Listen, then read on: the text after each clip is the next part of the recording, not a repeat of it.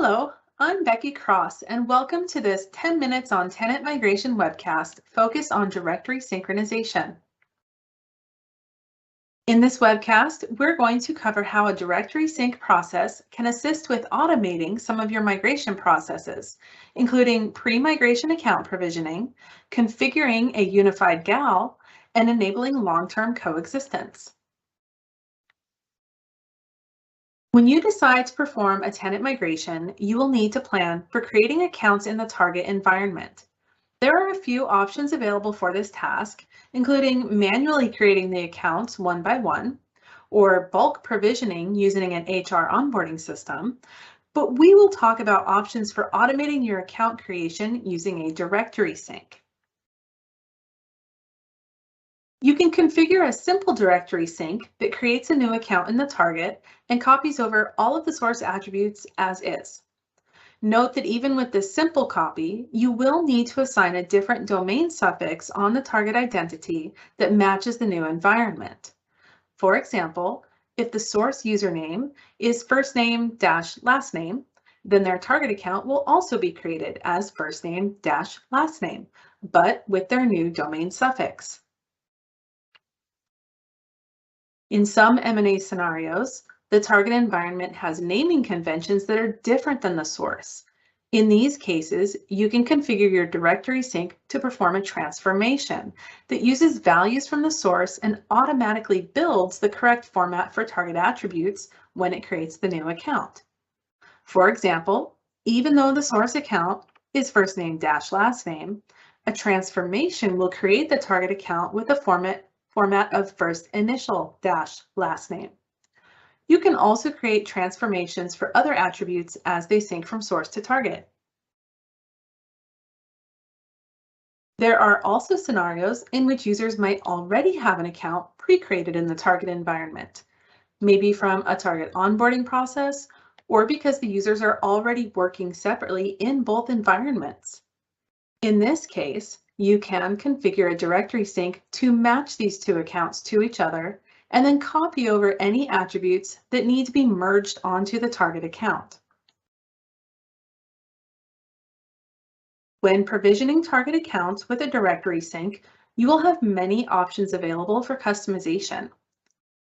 Username and email address will have the new domain suffix applied and possibly additional transformations.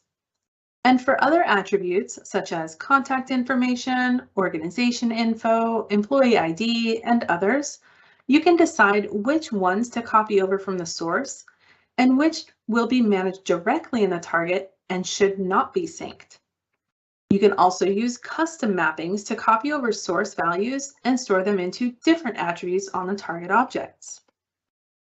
In addition to copying standard attributes, you can also enable password synchronization and migrate SID history to assist with accessing resources in the two different environments. By spending a little extra time up front to plan and configure your directory sync, you can automate your account provisioning so that you can spend more time on the tenant migration itself and also quickly get your users access to their new identities. Another common Dir Sync scenario is configuring a unified global address list that allows users in different companies to find each other cross-tenant. Let's consider some of the environment pairing options that you can have. First, in many M&A scenarios, you might choose to only create a unified GAL in the environment that will be the consolidated target, in which case you will only need to configure a one-way sync. You can sync between different types of environments, including local to local, cloud to cloud, local to cloud, or cloud to local. However, if you want to ensure that all environments have a unified address book, you can set up a bidirectional GAL sync, or even sync multiple directories in a round-robin style, just by configuring additional directory syncs for each pairing. You can also choose to sync multiple sources to a single target or sync a single source to multiple targets. Note that if the target company has both a local and a cloud environment available, you can choose to create the objects directly in the target tenant as cloud only, or you can create them in the local Active Directory and have them sync up to Azure and Exchange Online. Once you've identified your environment pairings, you can quickly configure your GalSync for a day one unified address book.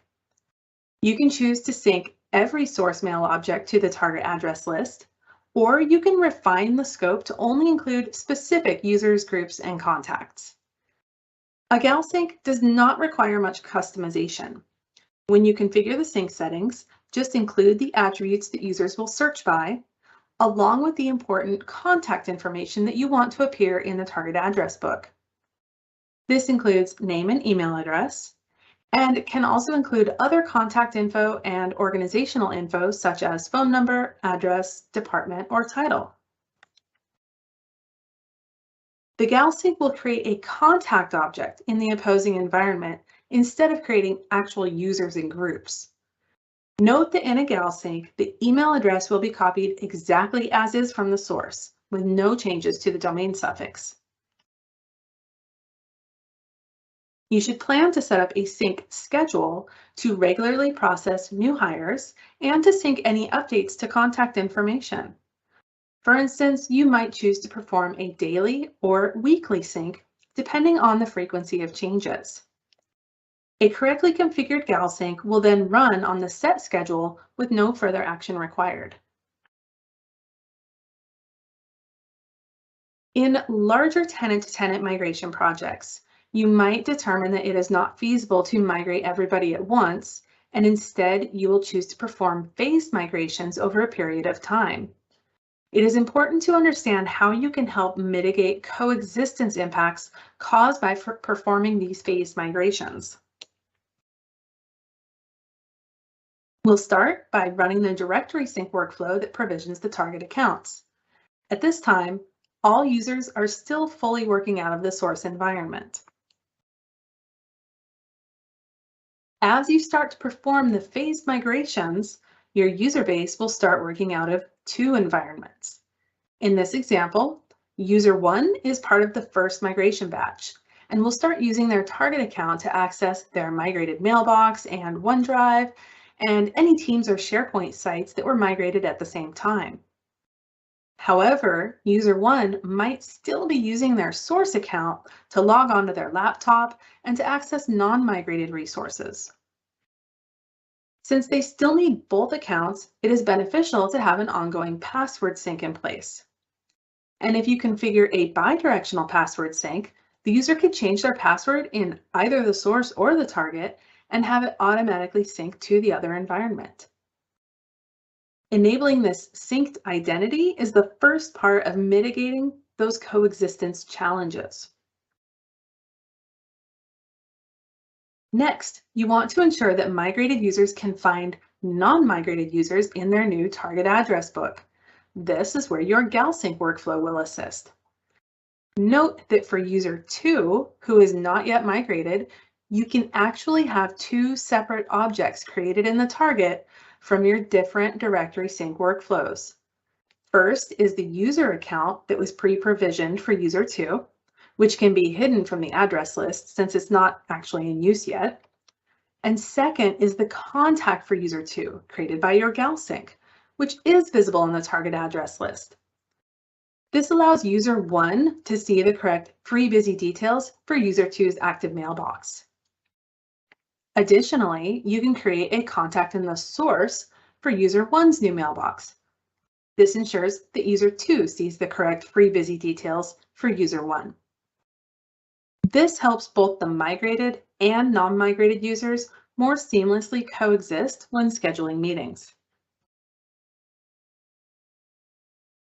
Another consideration is how to handle groups, including distribution lists. Groups can include members that are migrated and not migrated, and even include external contacts.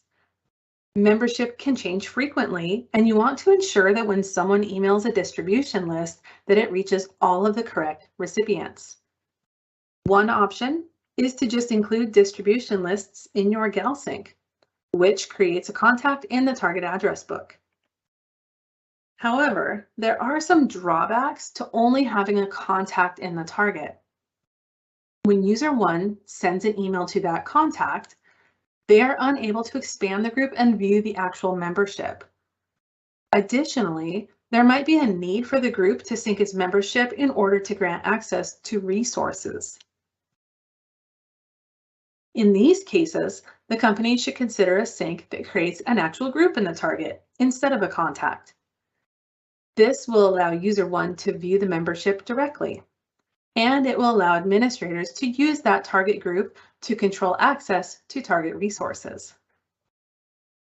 There are a few important items to note when syncing groups like this. First, consider whether membership changes will occur only in the source or whether they might occur in the target. If changes occur in both places, then you will want to configure a bidirectional group sync. Second, you need to ensure that all of the group members are included in your sync scope and have matching objects in the other environment.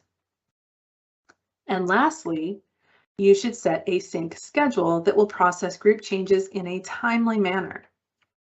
If you do not meet these requirements, there is a risk that group membership will be different between the two environments, which means that a message sent by user 1 will reach a different set of recipients than a message sent by user 2. But if you correctly plan out your directory sync, you will have an automated workflow that keeps your groups in sync and helps reduce your coexistence challenges for your users. Remember that you can customize directory syncs to meet your exact needs, whether it's a simple gal sync or a complex multi-environment user and group sync. A properly planned and configured directory sync helps administrators with task automation and helps end users go about their daily tasks with minimal impacts from the migration project that is taking place. Thank you for joining me today. If you are interested in trying Quest on-demand migration, download the free 30-day trial. And if you found this helpful, watch our other 10 Minutes on Tenant Migration webcasts.